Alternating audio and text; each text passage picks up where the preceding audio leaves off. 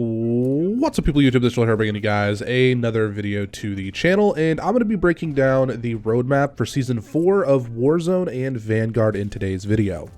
Now, I know I haven't been playing Call of Duty a lot lately, but I figured I should still cover this, especially since I'm back into the routine, for the most part, of making videos on a consistent basis. So, the first thing we're going to cover is everything that Warzone has to offer with the launch of the new season, which I believe is on June 22nd, and that is going to be the introduction of the Fortune's Keep map. Now, originally, a lot of people were upset because they thought that they were only getting Fortune's Keep instead of Rebirth. But Rebirth is only going to be gone for a little while, and then they're going to bring it back, and there's going to be, I'm assuming, some sort of a rotation between Rebirth and Fortune's Keep, and then, of course, the main BR that is Caldera. Now, getting into Caldera and everything that Caldera has to offer and what they have changed, there's going to be new Caldera POIs, such as Mercenary Vaults, small POIs for looting, and they're bringing back Storage Town from good old Verdansk. Now, on top of that, they have reduced vegetation on the map, so that way it's easier to see people, which, in my personal opinion, playing the new map, not really new anymore, but once it was new, one of my biggest issues was the fact that there was so much vegetation. It was actually kind of hard to see and navigate. But they're also going to be adding an armored SUV, but that will be coming later in season.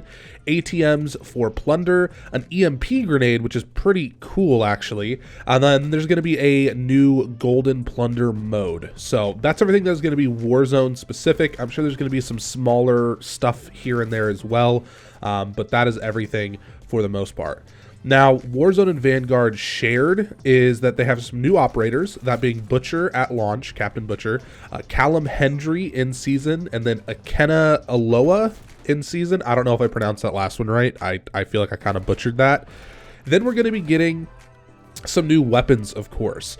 The Macro 5 SMG, which will actually have the ability to be used in akimbo form, which is pretty cool. The UGM 8 LMG, and then the Push Dagger, which is also going to be coming in the launch window. The launch window can mean a lot of things. I'm assuming it'll be shortly after launch, maybe a week or so. The other two guns that I just mentioned will be there at launch in the Battle Pass. Then later in season, we're going to be getting the Vargo S Assault Rifle. This looks like it's going to be a precursor to the Vargo AR that was in Cold War, which is pretty cool in my opinion that they're doing something like that. Now we're going to get into kind of the nitty-gritty stuff here that I kind of want your guys' opinion on, that I'm going to talk about a little bit more in depth in this video. But we have the Vanguard side of multiplayer. We have the USS Texas reimagined map, which, I mean, okay. I didn't love the USS Texas, but I didn't hate it either, so I guess that's fair. De-isolation map, which is coming in season. And then we're getting a blueprint gun game mode. If you're expecting anything else for Vanguard multiplayer for the next 2 months or so, or 2.5 months, however long the season's going to be going, don't, because what I just told you is what you're getting right there.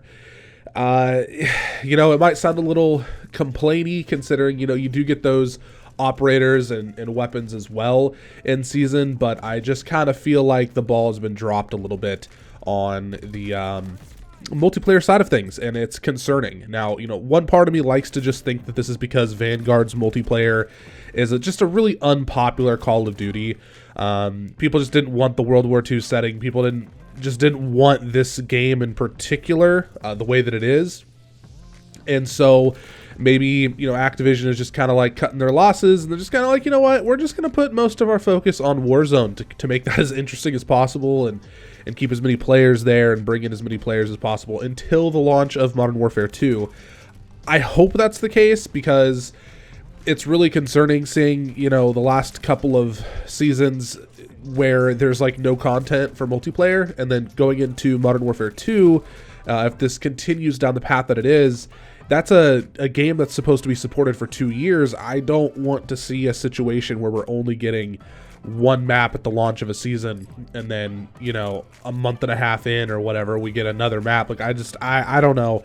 That really bothers me, because while I do enjoy Warzone, I enjoy playing BRs in general, my core enjoyment of Call of Duty comes down to the multiplayer. Especially, games like Modern Warfare and even Black Ops Cold War. My core enjoyment of the game comes down to the multiplayer, and I would like to kind of keep enjoying that and keep doing that. So hopefully Going into Modern Warfare 2, the support is ramped up, and this is just because Vanguard multiplayer has been kind of rough, because we used to get like 4 maps a season, or, you know, even though 2 of those maps or 1 of those maps might have been a reimagined remake from years past, we were still getting 4 maps. And it's just kind of crazy, you know, and I think Vanguard started off right. We were getting new equipment in the game. There's elements that they could be adding. They could be trying harder, and they're not. You know, Call of Duty World War II, before BR was ever in the picture, people were not happy with the first 3 or 4 months of that game, and so they completely revamped the entire multiplayer to make it more enjoyable for the core audience. And with this game, I feel like Activision's response to people not enjoying it at launch, not including me, because I actually did kind of like it at launch, but people's core problem with the game at launch, Activision's response was just like, all right, you guys don't like it, we'll just focus on Warzone then. You guys don't have to play this game. You can just go play Warzone if you want to play Call of Duty. That's how it'll work. Which is just really frustrating for people who really like the base multiplayer experience. But anyways, besides that, there is a little bit more that we're going to be getting for Vanguard specifically, but it's going to be in Zombies. And actually, Zombies seems to have more content than the multiplayer, which is kind of crazy. But we're going to be getting Shino Numa round-based map, which is really exciting because Zombies and Vanguard kind of suck because there's no round-based. So hopefully the Shino Numa round-based map is a lot of fun. That's going to be coming with new quests and narrative, new Pack-a-Punch camo, Wonder Weapon quests, and more story intel. So all of that stuff will be jam-packed into the Zombies mode. I might actually give it a shot now. I never grinded out the camos. I was going to, until, you know, I kind of found out recently that none of the stuff matters for Warzone, which is kind of why I liked doing it, because I had all of my weapons, all my weapon camos in Warzone that I could choose and use and all that stuff. But that's besides the point. I will probably hop in and give Shino Numa a try. Anyways, that is everything for this video. I'd like to know your guys' opinion down in the comment section. Do you think that Vanguard kind of getting the shaft and the short end of the stick here as far as content is just because of Vanguard's popularity, or do you think this is kind of an early sign that we're not going to be getting nearly as much content on the multiplayer side of things moving forward, and Activision's main focus as far as content goes is always going to be Warzone? Let me know down in the comment section. Anyways, guys, deuces.